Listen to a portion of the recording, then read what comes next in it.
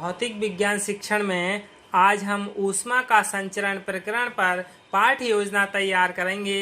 दिनांक 23/6/2020, विषय विज्ञान, उप विषय भौतिक विज्ञान, कक्षा वर्ग 7th C, कालांश सेकंड और अवधि 35 मिनट्स। सामान्य उद्देश्य यानी जनरल ऑब्जेक्टिव्स हैं: छात्रों में विज्ञान विषय के प्रति रुचि उत्पन्न करना, छात्रों में वैज्ञानिक एवं सैद्धांतिक दृष्टिकोण को विकसित करना, छात्रों में तर्क शक्ति, विचार शक्ति, कल्पना शक्ति आदि मानसिक शक्तियों का विकास करना, छात्रों को वैज्ञानिक तथ्यों का ज्ञान कराना तथा उनका व्यावहारिक उपयोग सिखाना। फिर है विशिष्ट उद्देश्य यानी स्पेसिफिक ऑब्जेक्टिव।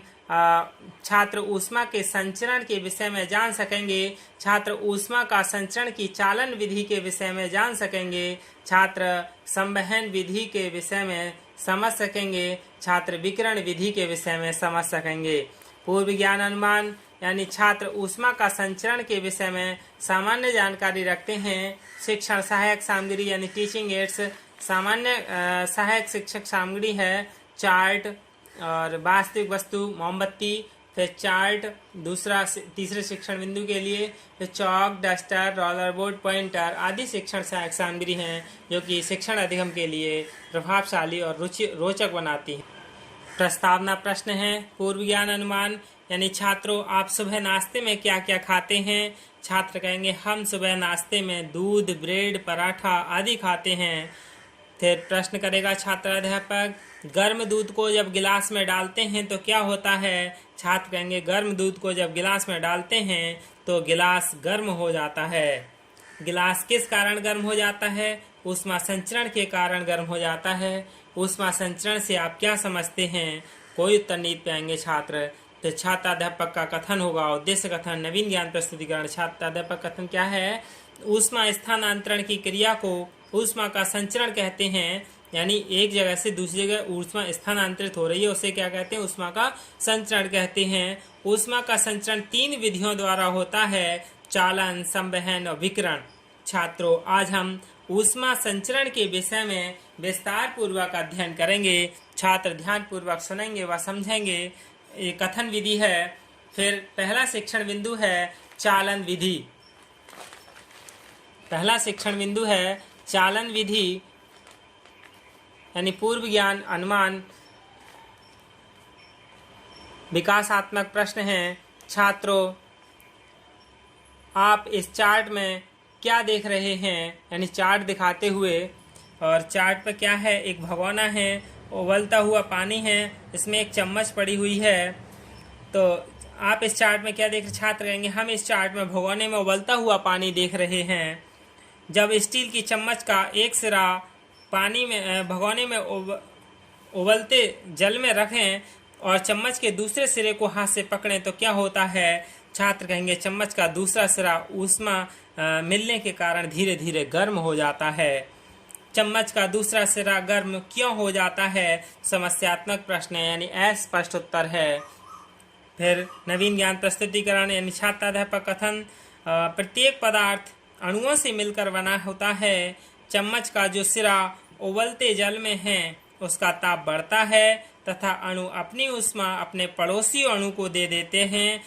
पुनः वह अणु अपनी ऊष्मा का स्थानांतरण अपने पड़ोसी अणुओं को देता है। इस प्रकार ऊष्मा अधिक ताप से कम ताप की ओर बढ़ती है और कुछ समय बाद चम्मच का दूसरा सिरा भी गर्म हो जाता है। यह विधि चालन विधि कहलाती है।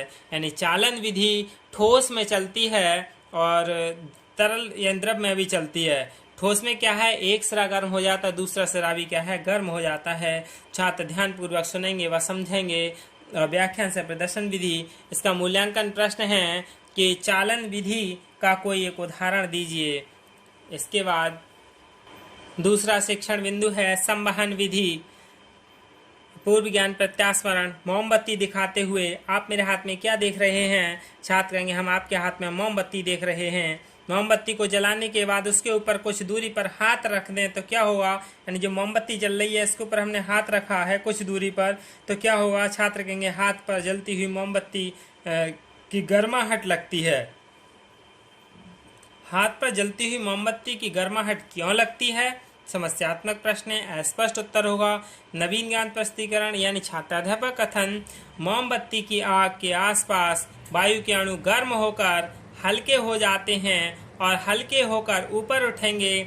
ऐसे संवहन विधि के कारण होता है, जैसे घरों तथा कारखानों में निकलने वाला धुआं तथा गर्म गैसें संवहन के कारण होता है। संवहन तरल तथा गैस दोनों में होता है। और यहाँ एक इस तरह से समझ सकते हैं कि जैसे पानी गर्म होना किसका कारण है? संवहन विधि का कारण है, क्योंकि पानी नीचे गर्म होता है, धीरे धीरे पानी ऊपर चला जाता है और ठंडा पानी नीचे आ जाता है। यानी पानी जो है वो गर्म होने के बाद उसके अणु हल्के हो जाते हैं जो कि ऊपर चले जाते हैं। और इसी तरह से हवा, धुआं, यानी हवा जो है वो गर्म हवा ऊपर आ जाती है और ठंडी हवा नीचे आ जाती है, पुनः वो ठंडी हवा गर्म होकर के ऊपर चली जाती है। यानी इस तरह से क्रियाएं चलती रहती हैं। फिर इसका मूल्यांकन प्रश्न है, पानी का गर्म होना किसका उदाहरण है? छात्र बताएंगे संवहन विधि का उदाहरण है। फिर विकिरण यानी तीसरा शिक्षण बिंदु है विकिरण विधि यानी पूर्व ज्ञान अनुमान, पूर्व ज्ञान प्रत्यास्मरण, विकासात्मक प्रश्न है। चार्ट दिखाते हुए आप इसमें क्या देख रहे हैं? हम इसमें बल्ब देख रहे हैं। जलते बल्ब को छूने पर कैसा महसूस होता है? छात्र कहेंगे गर्म महसूस होता है। ऊष्मा संचरण की विकिरण विधि से आप क्या समझते हैं? समस्यात्मक प्रश्न है, स्पष्ट उत्तर होगा। नवीन ज्ञान प्रस्तुतिकरण यानी छात्राध्यापक कथन है, इसे ऊष्मा का स्थानांतरण गैसीय अवस्था में एक स्थान से दूसरे स्थान तक होता है। विकिरण की क्रिया निर्वात में भी होती है। सूर्य का प्रकाश पृथ्वी तक आना विकिरण का उदाहरण है। और इसे इस तरह से भी समझ सकते हैं कि ऊष्मा संचरण की वह विधि जिसमें स्थानांतरण के लिए किसी माध्यम की आवश्यकता नहीं होती।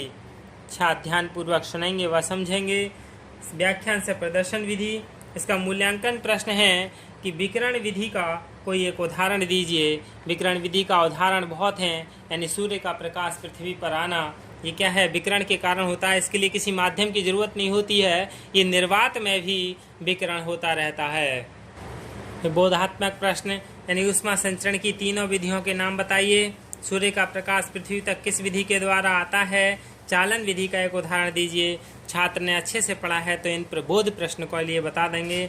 श्यामपट्ट कार्य यानी लेखन कौशल, जिसमें नवीन ज्ञान स्थायीकरण होता है। छात्राध्यापक छात्रों को श्यामपट्ट कार्य अपनी अभ्यास पुस्तिका में उतारने का निर्देश देकर छात्रों के लेखन कार्य का निरीक्षण करते हैं। छात्र छात्राध्यापक के निर्देशानुसार श्यामपट्ट कार्य अपनी अभ्यास पुस्तिका में उतारते हैं। निरीक्षण कार्य यानी लेखन कौशल, छात्राध्यापक छात्रों की पूर्व दिवस के कार्य का निरीक्षण करेंगे तथा अनुशासन बनाए रखेंगे। छात्र पूर्व दिवस के कार्य का निरीक्षण करेंगे। और गृह कार्य यानी छात्र पूर्व दिवस के कार्यों का निरीक्षण कराएंगे। गृह कार्य, अभ्यास कार्य यानी ऊष्मा की तीनों विधि का वर्णन कीजिए। छात्र गृह कार्य उतारेंगे तथा घर से करके लाएंगे। और ये क्या है? श्यामपट्ट कार्य है। यही सब क्या है? ऊष्मा संचरण की तीन विधियां हैं, चालन, संवहन और विकिरण। संवहन तो पानी का गर्म होना, चालन किसी लोहे की कील का एक सिरा गर्म होकर दूसरे सिरा स्वतः गर्म हो जाना। और निर्वात में भी सूर्य की किरणें आकर यहाँ पृथ्वी के लिए गर्म कर देना। ये सब क्या है? ऊष्मा संचरण यानी स्थानांतरण के ही कारण हैं। यही क्या ऊष्मा संचरण की पाठ्य योजना है। धन्यवाद।